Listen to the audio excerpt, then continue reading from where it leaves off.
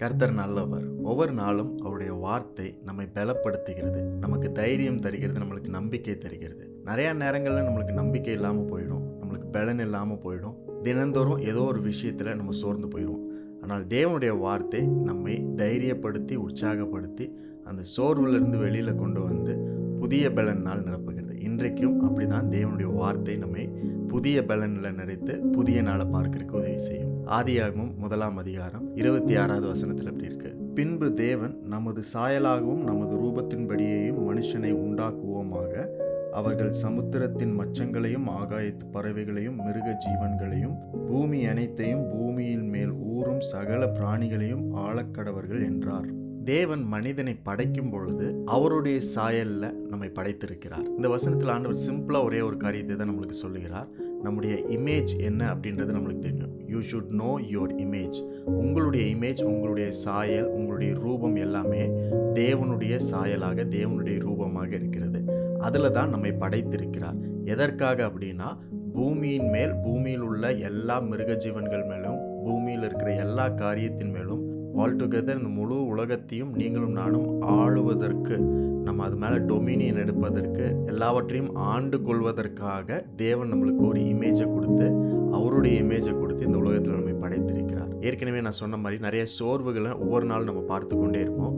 அப்போ நம்மளுடைய self image, நம்மளுக்கு இருக்கிற நம்மளை பற்றினதான ஒரு படம் இருக்கும்ல, அது எப்போவுமே ரொம்ப தாழ்ந்த படமாக இருக்கும். நம்முடைய செல்ஃப் இமேஜ், நம்மை பற்றினதான படம், நம்மை பற்றிய அந்த யோசனைகள், நம்மை பற்றின எண்ணங்கள் எல்லாமே ரொம்ப தாழ்ந்து போயிடும், ரொம்ப புவராக இருக்கும். நம்ம அதுலேருந்து மீண்டு வர முடியாத அளவுக்கு சோர்ந்து போயிருப்போம். ஆனால் நாம் புரிந்து கொள்ள வேண்டிய, நாம் மறக்கக்கூடாத ஒரே ஒரு விஷயம் என்னவென்றால், உங்களுக்கும் எனக்கும் என்ன இமேஜ் ஆண்டவர் கொடுத்துருக்காருன்னா அவருடைய இமேஜ்.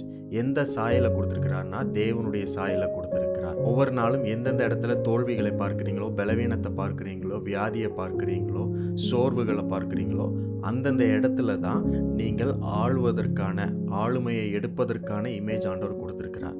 ஸோ எதுவுமே உங்கள் வாழ்க்கையில் ஃபெயிலியர் கிடையாது. நீங்கள் ஒரு வேளை அது ஃபெயிலியர் நினச்சிட்டு இருந்தீங்கன்னா, தோல்வின்னு நினச்சிட்டு இருந்தீங்கன்னா, உங்களை பற்றினதான உங்களுடைய சாயலும் ரூபமும் என்ன அப்படின்றத இன்றைக்கு இந்த வசனத்தில் ஆண்டவர் சொல்கிறார். நீங்கள் தேவனுடைய சாயலை உடையவர்கள், எல்லாவற்றையும் ஆழ பிறந்தவர்கள். ஸோ இன்றைக்கும் நாளைக்கும் வருகிற நாட்களிலும் நம்முடைய வாழ்க்கையில் இருக்கிற எல்லா சவால்களும், பிரச்சனைகளும், பலவீனங்களும், வியாதிகளும், இதெல்லாம் நம்ம ஒவ்வொன்றும் என்கவுண்டர் பண்ணும்போது, சந்திக்கும் பொழுது, அவைகள் எல்லாவற்றையும் ஜெயிப்பதற்கு ஒரு சாயலை, ஒரு இமேஜை ஆண்டவர் நம்மளுக்கு கொடுத்திருக்கிறார். அதுதான் நம்முடைய ஒரிஜினல் இமேஜ். இன்றைக்கு உங்களுடைய உலகம் எதுவாக இருந்தாலும் எல்லாவற்றையும் ஆளுவதற்கு தேவன் உங்களை படைத்திருக்கிறார். Don't see what is wrong with you, but see what is right with Jesus. உங்களிடத்துல என்னென்ன குறைகள் இருக்குது, என்னென்ன இடத்துல நீங்கள் தவறி இருக்கீங்கன்றதே பார்த்துட்டு இருக்காதீங்க. இயேசுவினிடத்தில் இருக்கிற நல்ல காரியங்களையும் சரியான நீதியான காரியங்களையும் பார்ப்பதற்கான ஒரு இமேஜ் ஆண்டவர் கொடுத்திருக்கிறார். அந்த சாயல் இன்றைக்கு உங்கள் வாழ்க்கையில் உங்களுக்கு தனிப்பட்ட விதத்தில் ஆண்டவர் கொடுத்திருக்கிறார். இதை நீங்கள் மறக்க வேண்டாம்.